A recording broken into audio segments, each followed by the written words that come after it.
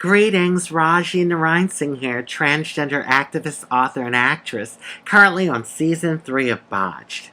So, as a transgender woman of color, I certainly have my police stories, honey. I'll get to that in a minute. I first want to talk about the horrific week that we have had. The shooting of 2 African American men who appeared not to be resisting the police in any sort of major way. These policemen stopped them and basically shot and killed them. They used excessive and lethal force. Now, this isn't anything that has just started happening. It's been happening for many, many, many years. The difference is we have this wonderful technology now, these phones with cameras that can record video. And it's making these sort of police officers have to at least answer for their actions. The consequences, well, that's neither here nor there right now. A lot of the officers seem to be getting off. But at least it's making them have to answer for their actions. And I sit here and I can't even imagine, the stories before this technology, before people were able to record video. All of the stories of injustice by these bad police officers. Then there is the horrific, I call it slaughter, of 5 police officers in Dallas by Micah Johnson, a 25-year-old African-American man who actually served in the U.S. military. He shot and killed these officers, and he said that he was angry at the way policemen have been treating the African-American community. He was especially out to kill white people and even more so white officers, white police officers. Such a horrific act, and my heart goes out to the family and friends of those officers. It's really sad because, we need police. I mean, really, we need police to keep order in our societies. Can you imagine if there weren't police, like the crap that would be going on? So yes, we definitely need them. And my respect goes out to the many men and women that are in blue serving our communities, out there serving and protecting our communities, and putting their lives on the line. I mean, really. So, okay, I'm a transsexual woman of color, and like I said, I have my police stories, and boy do I. It's a mixed bag when it comes to being stopped. I mean, I've been stopped for stuff like, a tail light that's out in my car, or maybe I didn't stop completely at a stop sign, that sort of thing. And some officers have been very respectful. Others, not so much, especially when they find out or realize that I'm a transsexual woman. I remember one particular stop. The officer was so disrespectful, and he kept calling me sir and mister purposely, and emphasizing on the sir, And, he started making derogatory comments about transsexuals. And I looked at him and I said, Officer, what does my traffic stop have to do with your views on transsexuality? Really? And right after I said that, there were police cars racing by with their sirens on. And I looked at him and I said, and it was a little sarcastic, but I was so mad, I said to him, it seems like the real emergency or the real crime is down the street, not here. And he looks at me and he says, I try to avoid those. I was like, oh, really? Wow. Hearing that come from a police officer's mouth, that really makes me comfortable as a citizen of this city. Anyway, he hands me the ticket and he says, oh, yeah, it's only $200 and something dollars. I'm sure you can afford it. I said, yeah, thanks a lot. I went about my merry way, but I was fuming because the ticket was for something so I consider really silly. I was given a ticket for obstructing the street. Now, mind you, my car wasn't completely off to the side, but a good portion of it was. There was a little bit of my car still in the street. This was a side street. There was no traffic. And I just felt like he gave me this ticket just to stick it to me. Just to, excuse my language, fuck with me. Anyway, the next day, I said, you know what? I'm going to call down to the precinct and complain about the way he treated me. So I get his sergeant on the line, and I'm talking to his sergeant, and he's like, well, I told him the whole story and how he made the derogatory comments. And he says, well, Officer such and such, I can't remember his name now. He's a very good officer. We've had no problems with him, no sort of complaints. He's been with the force for so many years and da da da da da. Okay. I said to him, I understand that. I said, but the sergeant had a Hispanic last name. I think it was like Gonzalez or Fernandez, something like that. And I said to him, well, let me ask you this. If you were riding in an all predominantly Anglo area, all white area, and you got stopped by either some white officers or some African American officers, and they're giving you a ticket, and they start to make derogatory comments about Spanish people, how would you feel? As a citizen, would you feel like the police had your back? The police were someone that you could call on and trust and would really protect and serve you as a citizen? It was crickets on the phone, honey. He couldn't even respond. He didn't say anything.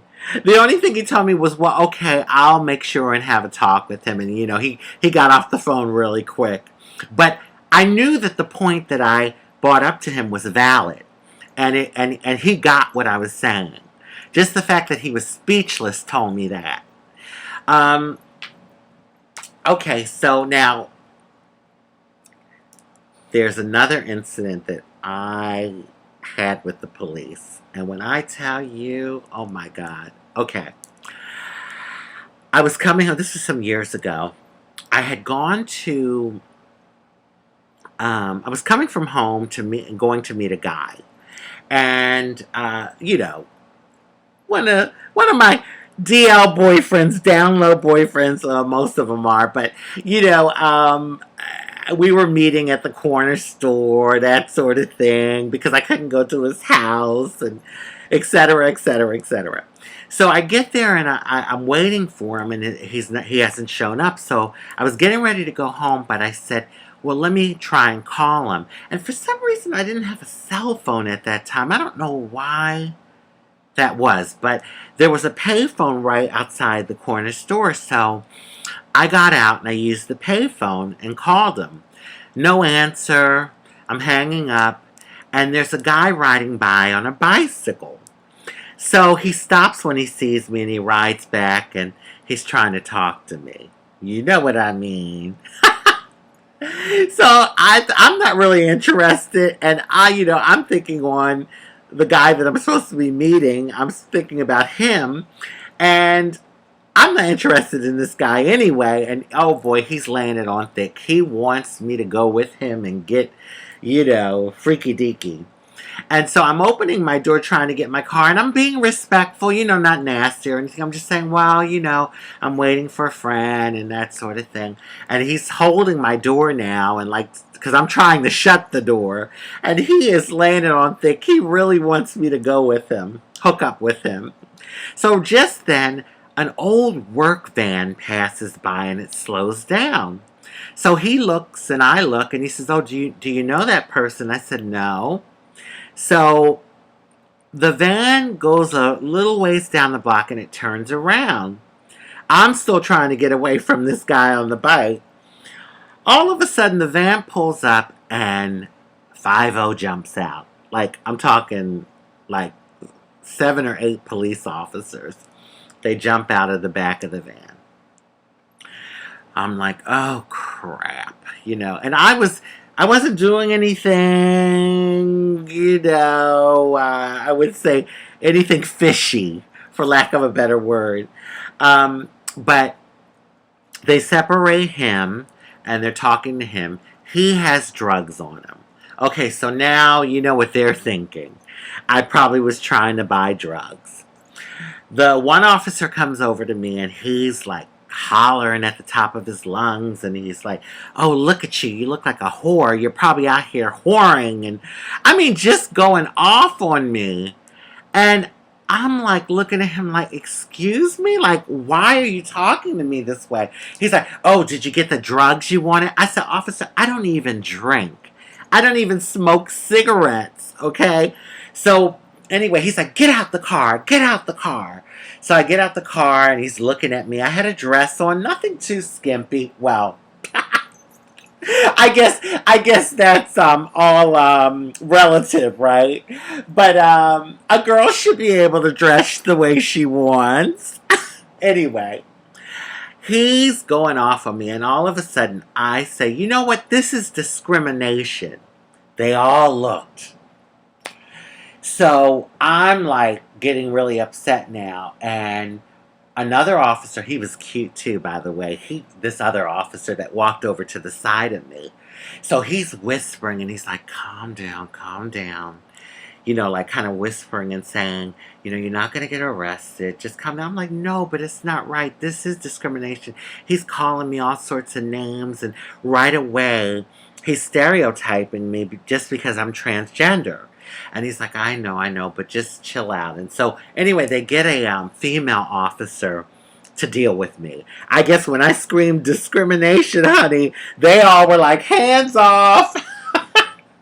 So, the female officer arrives and she walks over to me. So, she's talking with me, getting my story. Oh, and thank God, the guy on the bike that was trying to talk to me, I heard him say, oh no, she wasn't trying to buy drugs. I was actually trying to talk to her.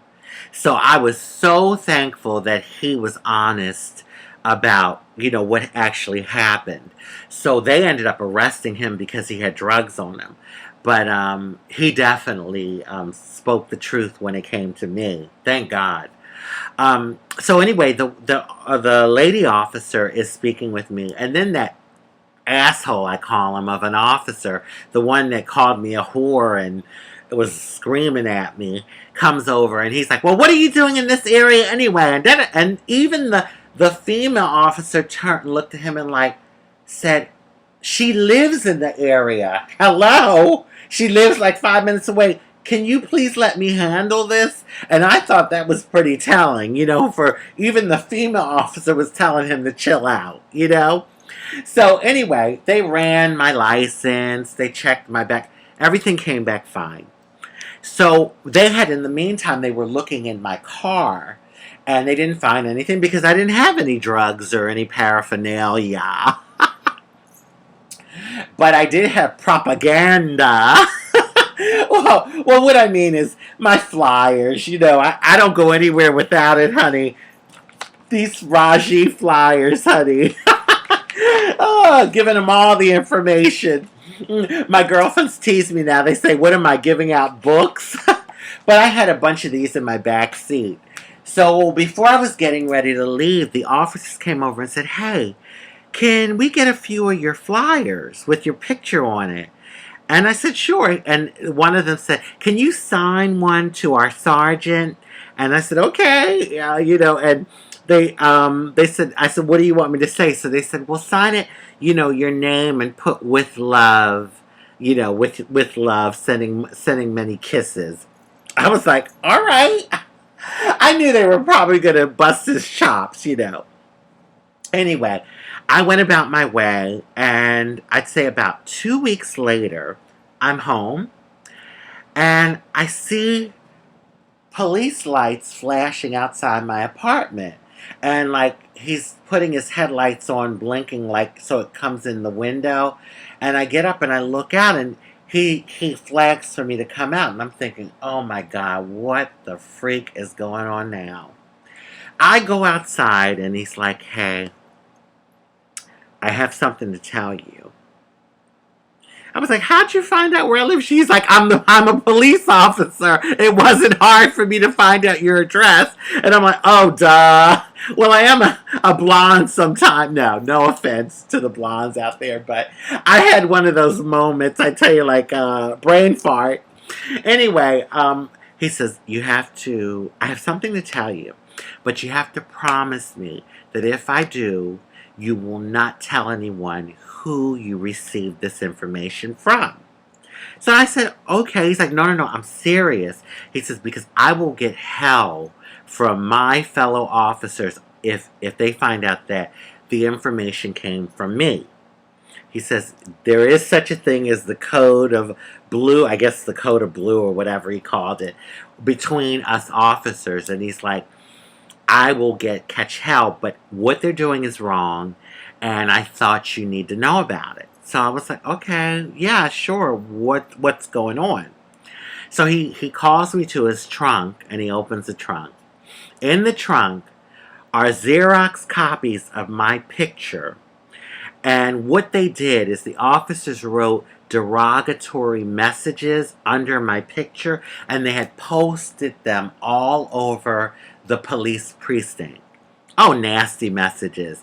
For a good BJ, you can call me, that kind of stuff. Really nasty messages. And he says it's wrong what they're doing, and I want you to know about it. And he suggested that I go to, I think, the ACLU, American Civil Liberties Union. I think that was it, yeah. Well, what I thought about it, I took the information. He said, hey, I'm leaving these with you. This is the proof. And I took the information and I thought about it for a day or two. And I was like, this is a precinct in my neighborhood. As a person that lives in this neighborhood,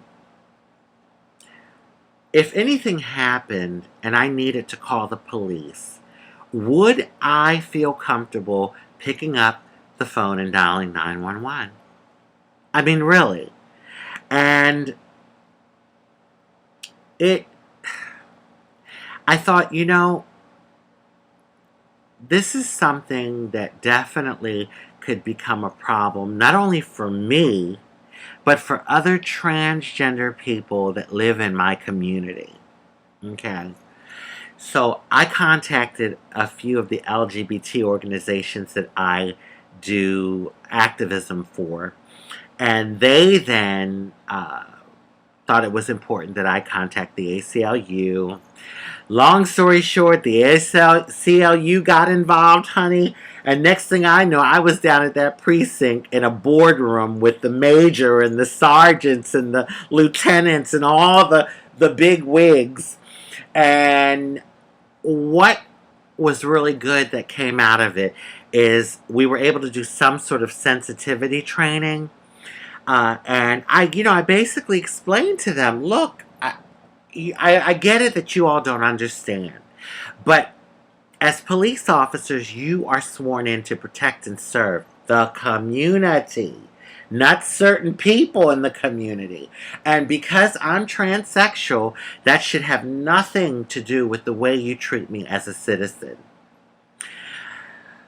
Okay, so it was, after it was all said and done, things pretty much, I would say, worked out in the sense that I became somewhat of a liaison. Oh my Lord. Can you imagine? Of a liaison between the transsexuals and the police. Oh, crazy. And that was some years ago. And I have to say, there wasn't very much change. But it was at least a start to things changing and the police getting more of an understanding about our community. But still, many trans girls died out there on the strip, and unfortunately trying to survive because of all sorts of situations. But our employment discrimination in our community is very, very high. And so a lot of girls are forced to do what they have to do. And so girls died, and not much oftentimes went into trying to find their killers who killed them, and it was like a nonchalant thing with the police for a very long time. Oh, it was kind of like another transsexual girl gone, big deal. And I'm just saying that was like the energy, the vibe. It was a nonchalant type thing with the officers. And I have to admit, when I was brutally attacked, I was too scared to call the police. I didn't call them. Here I am with two black eyes, a complete busted lip that I could pull apart like this, bloody, just really, really pretty badly beaten. And I was scared to call the police because I felt like I might be re-victimized. Sad but true. So, even from that story, I know you all can see that it's quite a mixed bag. I mean, there's been the good officers and the bad officers. I even had a fling with an officer once. Yeah, well, I'll tell you, this guy I was dating never told me what he did. And after a little while, one day we had gotten together and, we did our thing. And then afterwards, I just asked him, I said, well, what do you do? And he looks at me and he says, do you really want to know what I do? And I said, yeah, I really want to know. And he gets his pants and he goes and pulls out his wallet and he shows me his police ID. He says, this is what I do. But it was funny.